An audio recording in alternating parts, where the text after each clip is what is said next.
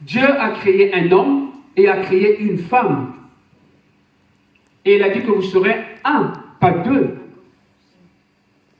Mais que signifie cette unité?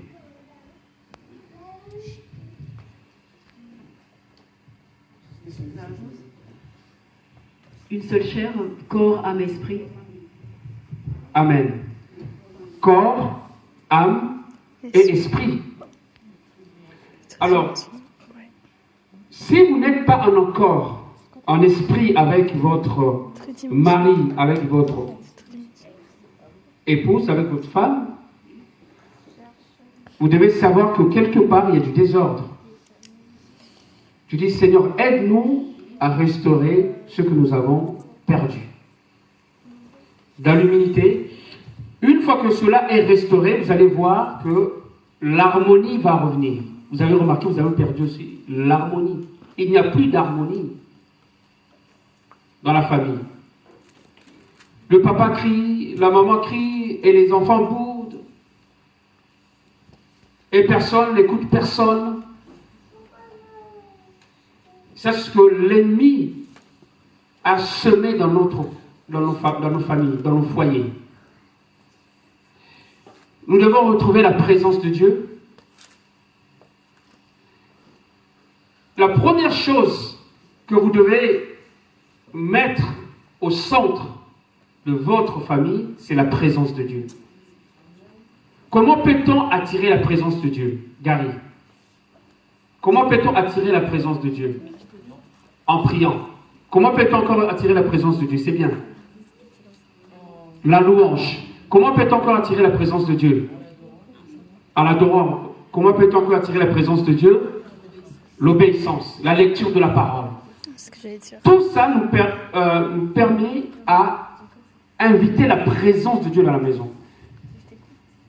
Les enfants ne prient pas. Le mari ne prie pas. La femme ne prie pas. Comment voulez-vous qu'il y ait l'harmonie? Donc c'est Dieu qui établit l'harmonie dans la famille avec les ingrédients, toutes les réponses que vous avez données, l'adoration, la louange, la prière, la lecture de la parole, le respect, et toutes ces choses-là permettent à ce que Dieu puisse descendre et mettre de l'harmonie. Je rappelle encore, le mariage, c'est entre vous et votre femme. Ce n'est pas une tierce personne qui vient dans votre couple pour vous dire comment vous devez vous conduire. Vous avez la parole de Dieu et c'est suffisant.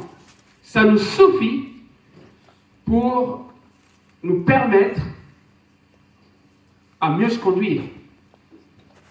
Amen. On doit retrouver quoi? Le respect, l'amour. L'amour, c'est quoi?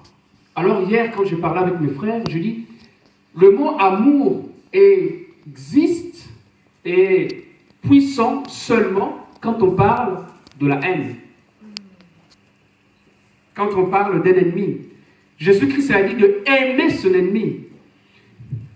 Le mot amour n'existerait pas si tout va bien. Dans le ciel, quand on sera tous au ciel, le mot amour n'aura pas de sens. Parce qu'on est dans la félicité, dans la présence de Dieu. Le mot amour est puissant et valable, si je peux dire, seulement quand ton prochain te fait du mal. Et le Seigneur te dit, aime ton ennemi, bénis ton ennemi. Alors nous, en tant que chrétiens, si on ne peut pas arriver à cette dimension-là de pardonner la personne qui nous a fait du mal, je me pose des questions. Quel esprit qui vous anime? Un chrétien, c'est une personne qui est morte. Un chrétien, c'est une personne qui est morte. Frère Philippe, prends un corps qui est mort. Tu insultes, tu donnes le coup. Il va faire quoi? Oh, d'accord, je comprends. Non, fort, frère Philippe, tu parles doucement là. Pas pareil. Rien. Ah, oui. Jésus-Christ, il a fait pareil. On l'a critiqué, on a craché sur lui, on l'a méprisé. Il n'a rien dit. Il a dit, Père, pardonne-leur car ils ne savent pas ce qu'ils font. Et nous sommes des chrétiens. Chrétien vient du mot Christ. Donc on a l'esprit de Christ en nous. Amen. On ne s'appelle pas chrétien, mais ce n'est pas seulement un titre. Chrétien signifie vivre la vie de Christ, être comme Christ. Amen. Amen. Alléluia. Donc, en sortant de ce séminaire aujourd'hui, vous avez le devoir de pardonner la personne qui vous a fait du mal. Sinon, vous n'irez pas au ciel. Vous êtes en train de perdre votre temps. Vous aurez tout fait. Vous avez chanté ici à la chorale. Vous avez prêché comme moi je suis en train de faire. Vous avez joué au piano.